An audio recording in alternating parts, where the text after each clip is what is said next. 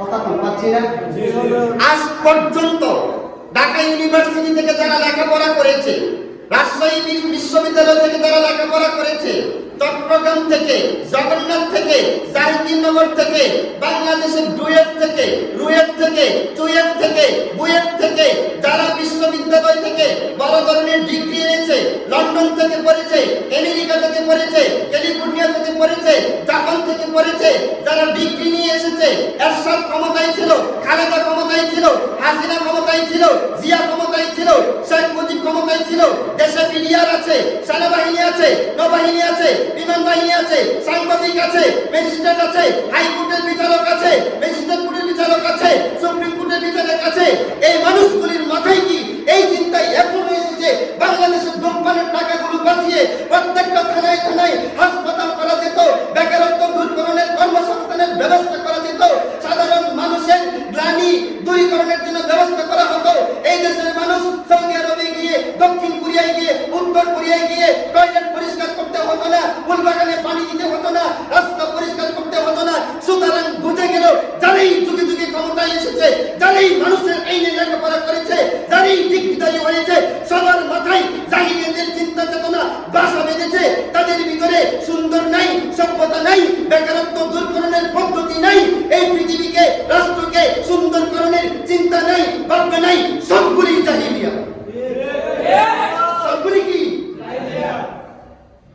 এতগুলি প্রশাসন দিয়ে জাতিকে ধূমপানের হাত থেকে বাঁচাতে পারো না, কিসের সবুজ বাংলাদেশ উপহার দিবা?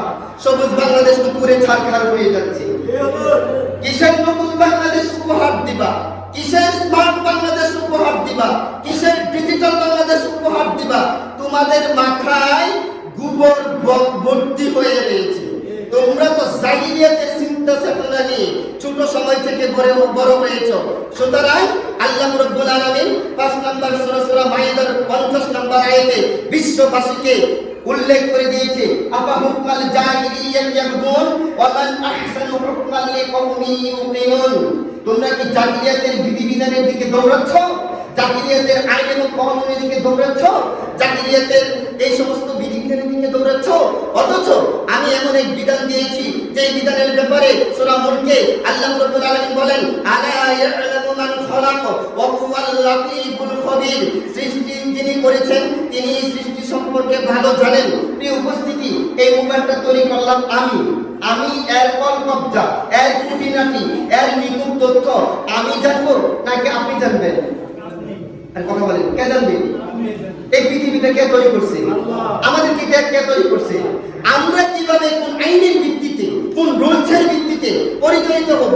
এটা কি এই আওয়ামী লীগের এমপিরা, বিএনপির এমপিরা, এটা পার্লামেন্টে গিয়ে আমরা চলার বিষয়টা তারা বেশি ভালো বুঝবে নাকি স্বয়ং আল্লাহ ভালো বুঝবে? খারাপ লাগছে কথা? কথা খারাপ লাগছে? আফা হুকমাল জাহিলিয়াত ইয়াবগুন ওয়া মান আহসানু হুকমান লিকওমিন ইউকিনুন। প্রিয় উপস্থিতি, তাহলে সেই সময় সন্তান মাত্র একটা, আর এখন ট্যাবলেট খাওয়ার পরে সন্তান মারা যায় অনেকগুলো। সেই